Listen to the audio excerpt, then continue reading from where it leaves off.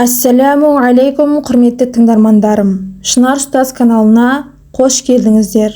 Бүгін сіздерге «Уа адам баласы» және «Алладан кешірім сұра» атты тақырыптарын баяндайтын боламын. Ал сіздер каналыма әлі де тіркелмеген болсаңыздар, каналыма тіркеліп, лайк басып, комментарий жазып, қазақша каналдың дамуына өз үлесіңізді қосыңыз. Алланың нұры жаусын баршаңызға. Уа адам баласы. Алла елшісінің саллаллаху алейхи уассаламның мынандай хадисі бар. Қиямет күні Алла тағала: уа адам баласы, мен ауырып жатқанда сен келіп мені көрген жоқсың, дейді. Адам: уа жаратқан, мен саған қайтып барып көрем, сен әлемдердің иесі емессің бе, деп жауап қайтарады. Алла тағала айтады: менің пәленше деген құлым ауырып қалғанын білген жоқ бедің. Сен ол туралы білдің, бірақ оны көргелі барған жоқсың. Егер оған барып ахуалын сұрағаныңда, оның жанынан мені табатыныңды білген жоқ бедің. Уа адам баласы, мен сенен маған тамақ бер деп сұрадым, сен маған тамақ берген жоқсың, дейді. Адам: уа жаратқан, мен сені қайтып тамақтандырам, сен әлемдердің иесі емессің бе, деп сұрайды. Сонда Алла тағала: менің пәленше деген құлым сенен тамақ сұрамады ма? Сен оны білдің, бірақ оны тойдырған жоқсың, және сен оны тамақтандырғанда оны менен сөзсіз табатын едің. Уа адам баласы, мен сенен сусын сұрадым, бірақ сен менің шөлімді қандырған жоқсың, дейді. Адам: уа жаратқан, мен қайтып сенің шөліңді қандырам, сен әлемдердің иесі емессің бе, деп сұрайды. Сонда Алла: сенен менің пәленше деген құлым су сұрады, бірақ сен оның шөлін қандырған жоқсың. Егер сен оның шөлін қандырғаныңда, сөзсіз оны менен табатыныңды білген жоқ бедің, деп сұрайды. Аят хадистер елге қызмет жасауға, оларға жәрдем беруге шақырады. Бұл бізге бұл дүниеде қуаныш алып келеді, және біздің өмірімізді мағыналы қылады. Ал енді Алла тағала ол үшін бізге ақыретте ұлы сыйлықты уәде етіп жатыр. Сөйтіп, басқаларға жәрдем берумен біз екі дүниеде де бақытты болудың ең жақсы мүмкіншілігін табамыз. Алладан кешірім сұра. Күнәлардан арылу бұл дүниеде бақытқа жеткізетін жол болса, о дүниеде қуаныш пен жеңілдіктің себепшісі болады. Жаратқанға тәубе жасап, кешірім сұраумен жалбарыну бізді көп күнәмізден арылуға жәрдем береді. Алла елшісінің саллаллаху алейхи уассаламның дәрежесі Алланың алдында біздің бәрімізден жоғары болса да, ол күн сайын 100 мәрте Алладан кешірім сұраған. Жаратқанның пайғамбары Нух алейхиссалам Нух сүресінің 10-12 аяттарында өзінің еліне былай деген: Раббыларыңнан күнәларың үшін кешірім тілеңдер, өйткені ол құлдары қанша жерден күнәға батса да, тәубелеріне келген жағдайда өте кешірімді, дедім.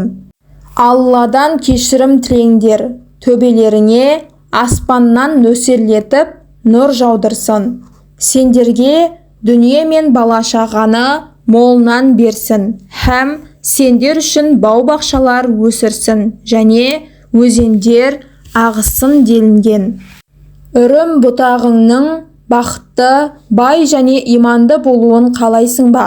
Онда Алладан көп кешірім сұра. Худ сүресінің 3 аятында сондай-ақ бұл кітап сендерге күнәларың үшін Раббыларыңнан кешірім тілеңдер, содан кейін істеген күнәларыңа өкінген күйде оған ниет білдіріп бет бұрыңдар, деп берілді. Сол арқылы сендерді белгілі мерзімге дейін, яғни дәм тұздарың таусылғанша өмірдің қызығына батырсын және құлшылығы адамгершілігі жағынан елден ерек әрбір ізгі жанның істеген ізгі істерінің қарымын қайтарсын делінген Худ сүресінің 3 аятында. Алла елшісі саллаллаху алейхи уассалям бұлай деген: кім Алладан көп кешірім сұраса, оған Алла әрбір қайғыдан құтылатын жол беріп, әрбір қиыншылықтан шығу жолын көрсетеді. Кешірім сөздің төресі аталған Саидул Истихфар дұғасын ұмытпа. Алла елшісі саллаллаху алейхи уассалям бұлай деп айтқан: Алладан кешірім сұраудың ең жақсысы мынау: Аллахумма анта робби ла илаха илля анта خلقتني وأنا عبدك وأنا على عهدك ووعدك ما استطعت أعوذ بك من شر ما صنعت أبوء لك بنعمتك علي وأبوء لك بذنبي فاغفر لي فإنه لا يغفر الذنوب إلا أنت. Мағынасы: уа Алла тағалам, сен менің Раббымсың, сенен басқа тәңір жоқ, мені сен жараттың, мен сенің құлыңмын, қолымнан келгенше өзіңе берген уәдеме берік боламын. Істеген істерімнің кесір-кесапатынан бір өзің сақтай көр. Берген нығметтеріңнің бәріне шүкіршілік етемін һәм жасаған күнәларымды толық мойындаймын. Мені кешіре көр. Шынында күнәларды өзінен басқа ешкім кешіре алмайды. Ардақты пайғамбарымыз саллаллаху алейхи уассалям жоғарыдағы дұғаны Саидул Истихфар, яғни кешірім сөздің төресі деп атаған. Өйткені бұл дұға құлдарының тәубасын қабыл етуші, ерекше мейірімді, Алладан кешірім сұрағанда айтылатын ең ізгі сөздерді қамтыған. Сонымен қатар, сүйікті пайғамбарымыз саллаллаху алейхи уассалям кімде-кім мына дұғаны шынайы сеніммен таңертең оқып, сол күні кешке жетпей дүниеден озса, жұмаққа барады. Сондай-ақ, кімде-кім шынайы сеніммен кешке оқып, таңға жетпей көз жұмса, ол да жұмақтық болады деп, осы дұғаны аузынан тастамай оқып жүретіндерді сүйіншілеген болатын. Көркемдікке көз тігу. Айналамыздағы әсем дүниеге көңіл қойып, көз салып қараған кісіге қуаныш, тебіреніс алып келетін және бақытты сезуге жәрдем беруші сұлулықпен қоршалған. Айналаларыңа қарап көріңдерші, қандай ғажап көріністер бар. Бұл ғажайыптар қанша ғасырлардан бері ақындарға шабыт беріп келеді.